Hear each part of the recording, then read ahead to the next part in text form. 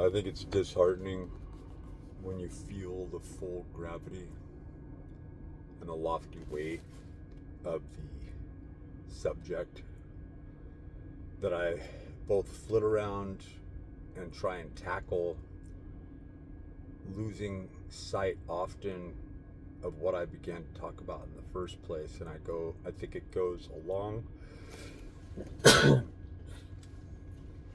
part and parcel with the subject matter that I'm talking about. And that is so elusive.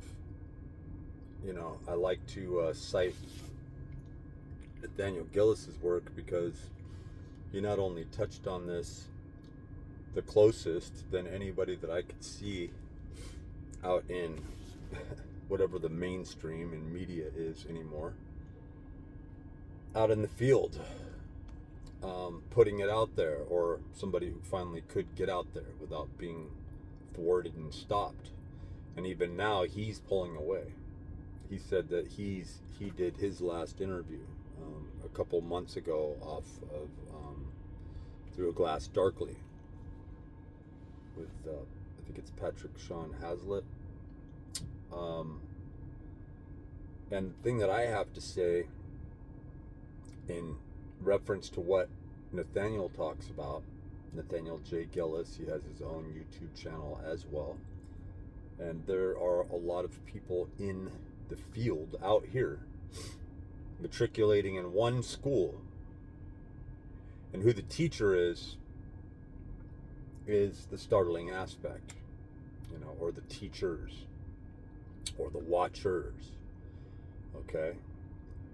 And the fact that Nathaniel alludes to, we think that we are conjuring these entities, but they are in fact conjuring us. And to localize this, I would take a really close look at the falsified ego. The ego. And what we assume to be the self.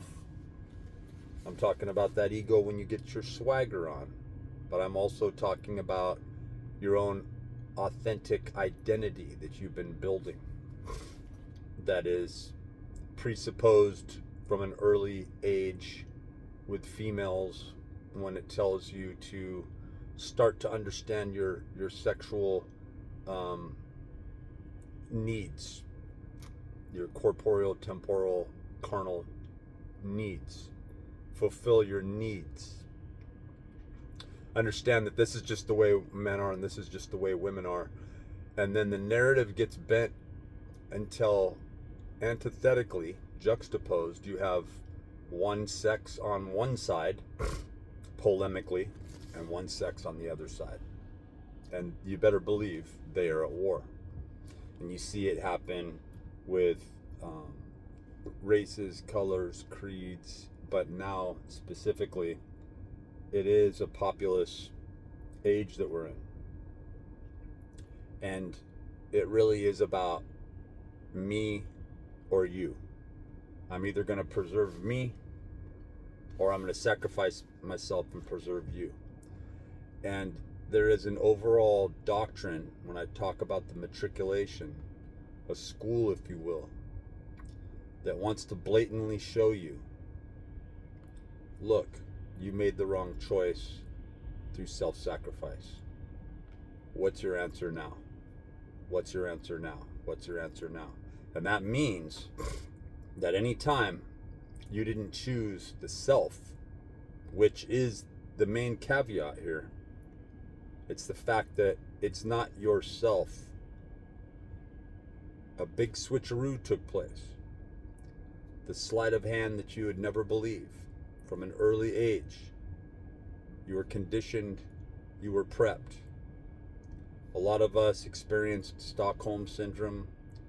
We're under the guise of cognitive dissonance, where our bodies, our nervous systems, and the amino acids that are supposed to be docking and unlocking certain mechanisms of behavior, we are stuck in a place that we don't know how to get out of within ourselves.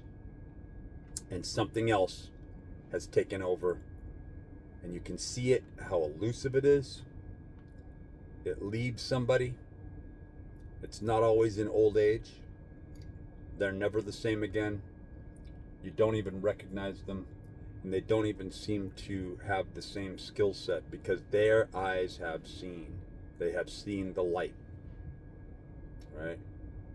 So when we use the term awake or awoken, or what's been slang termed and morphed into woke, right? We start to see that this is exactly what that is alluding to. It is not that there is weird stuff happening outside of us. That's not being awake. That's not being aware. There's not, oh, we are under attack and we are standing behind the name of Jesus, the name of God, Catholic responses, with sigils and so forth. Devil, get behind me.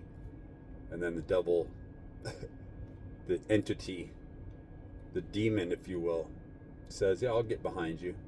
And then starts doing its job there for a little while before it walks back through, it enters.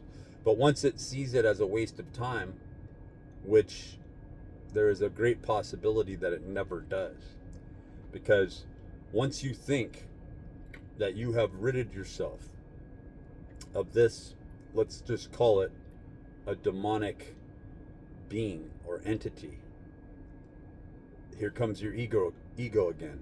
You've invited something back in that isn't you, has nothing to do with you, and you don't even know who you are. And once you get down to the rational thought process, as close as you can to the hub, you realize you are in foreign territory. You are on a crime scene. You are in the throngs of war. And you are in a body that is attached to it. And whatever spiritual essence you have, that has been the truth from the beginning. So who are you?